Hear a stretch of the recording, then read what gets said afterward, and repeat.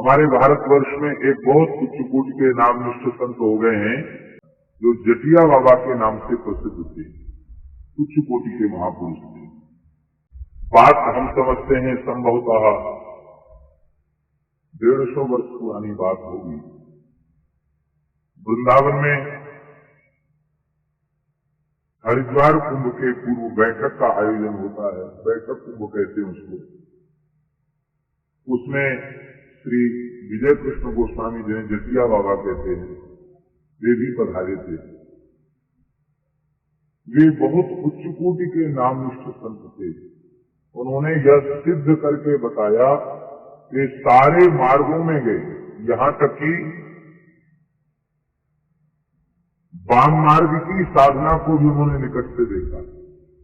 सांख्य योग, ध्यान, समाधि की ऊंची अवस्थाओं तक गए और योग वेदांत की ऊंची स्थिति तक गए और अंत में उन्होंने ये प्रमाणित किया कि भगवान नाम सर्वोपरि है।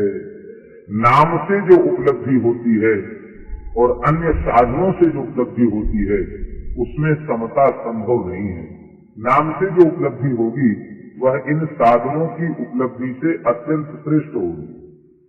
बड़े उच्च कोटि के नामनिष्ठ संत थे, नाम व्यापक संत थे। अहर्निश नाम उनके चलता था, अहर्निश। तो वृंदावन कुंभ बैठक में वे विचरण कर रहे थे अपने साधकों के सहित।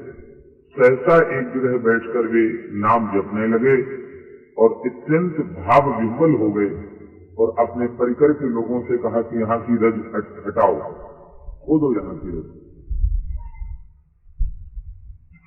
वहां की रज जब खोदी गई तो करीब कमर भर की गहराई में एक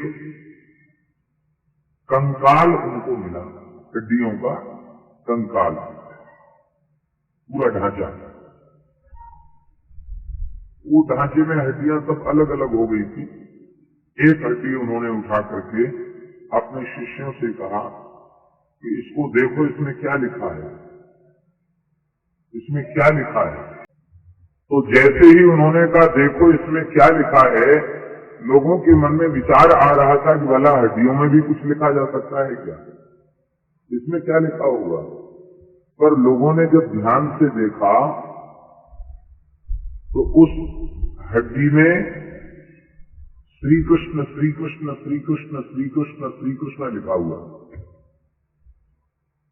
इस हड्डी के प्रत्येक भाग में श्री कृष्ण लिखा था, पूरे ढांचे में, पूरे कपाल पर, पूरे मस्तक पर। तब उन्होंने कहा कि बहुत पहले यहाँ एक ऐसे नामनिष्ठ संत हो गए हैं कि अनन्य भाव से श्री कृष्ण नाम का आश्रय लेने का यह प्रभाव प्रकट हो गया। ये नामनिष्ठ संत तो भगवान की नित्य लीला में विराजमान हो गए हैं। इनकी हड्डियां यहाँ विराजमान हैं, इन हड्डियों में भी भगवान नाम अंकित हो गया। और उन्होंने कहा कि अभी लोग नाम की महिमा भूले हुए हैं, इनको आदर पूर्वक लेकर के चलो। तो जहाँ कुंभ बैठक हो रही थी वहां सब संतों को उन्होंने बुलाया। श्री जटिया बाबा के प्रभाव को सभी जानते थे। बाबा के बुलाने पर आए और उन्होंने कहा कि हमारे कुछ कहने की आवश्यकता नहीं है, आप लोग स्वयं ही इन अस्थियों में देखें क्या लिखा है। तो जिसने ध्यान से देखा तो पूरी अस्थि के ढांचे में श्री कृष्ण श्री कृष्ण श्री कृष्ण श्री कृष्ण श्री कृष्ण लिखा था। लोगों ने कहा ये कोई चमत्कार है, क्या है, पूरी हड्डियों में कृष्ण नाम अंकित है।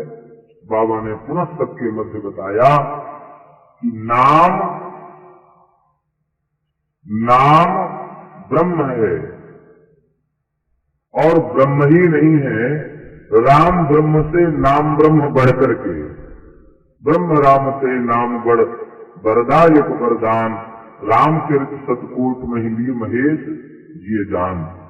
तो नाम की इतनी अचिंत्य सामर्थ्य है, इतनी अद्भुत सामर्थ्य है, इतनी विलक्षण सामर्थ्य है कि अनन्य निष्ठा पूर्वक नाम का आश्रय लेने वाले नामाश्रयी संत, उनका यह पांच भौतिक शरीर जिसे मलमूत्र का भांड कहा जाता है, ऐसा यह शरीर, सप्त धातु विनिर्मित यह शरीर, यह चिन्मय हो जाता है नाम महाराज की कृपा से।